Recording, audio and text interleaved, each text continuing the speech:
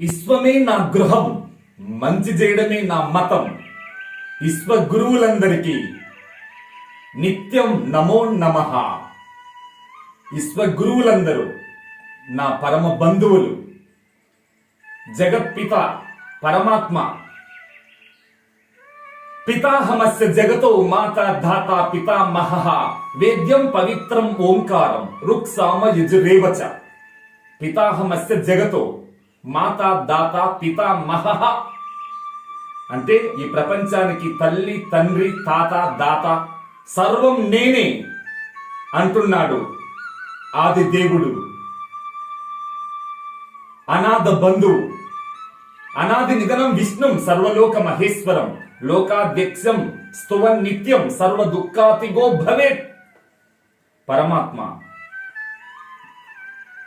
ఎవరు ఎంత మాత్రం తలుస్తామో అంత మాత్రం వారికి ఫలాలను ప్రసాదించే సర్వకర్మ ఫలప్రదాత కనుక కర్మ ఫలదాత భగవానుడు.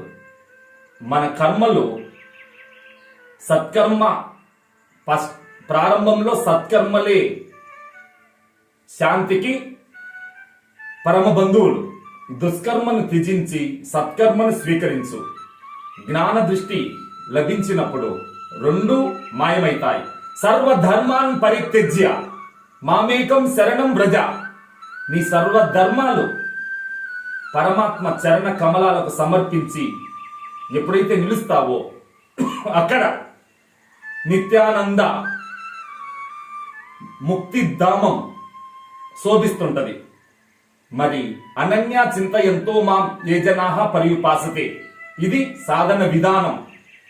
తేషాం నిత్యాభియుక్తానాం యోగక్షేమం వహామ్యహం అంటే ఫలప్రదానం చేయడం. కింది చరణం ఫలప్రదానం చేస్తానని, పై చరణం నువ్వు సాధన చేస్తే తగిన ఫలం యోగం క్షేమం వహించి భక్తులను రక్షించడం భగవంతుని ప్రధాన కర్తవ్యం. కనుక భగవద్గీత ఒక భక్తునికే కాదు, ఒక జ్ఞానికే కాదు, ఒక కర్మయోగికే కాదు, ఎవరినైనా ప్రేమతో అనునయించి ఆదరించే అద్భుతమైన బ్రహ్మ విద్యా ఖని. కనుకనే భగవద్గీతే భవద్వేషిని. భగవద్గీత భవసాగరంలో బడి కొట్టుమిట్టాడే జీవులను భగవద్గీత నౌకలో ఎవడైతే విహరిస్తాడో అతడు విశ్వవందుడై విష్ణు సాయుధ్యం పొందగలడు. తద్విష్ణు పరమం పదం సదా పశ్యంతి సూరయః. మిత్రమా, ఆ విష్ణు పదం అంటే సర్వవ్యాపక స్ఫూర్తి కేంద్రం. అదే బ్రహ్మ విద్య సారం. ఓం స్వస్తి.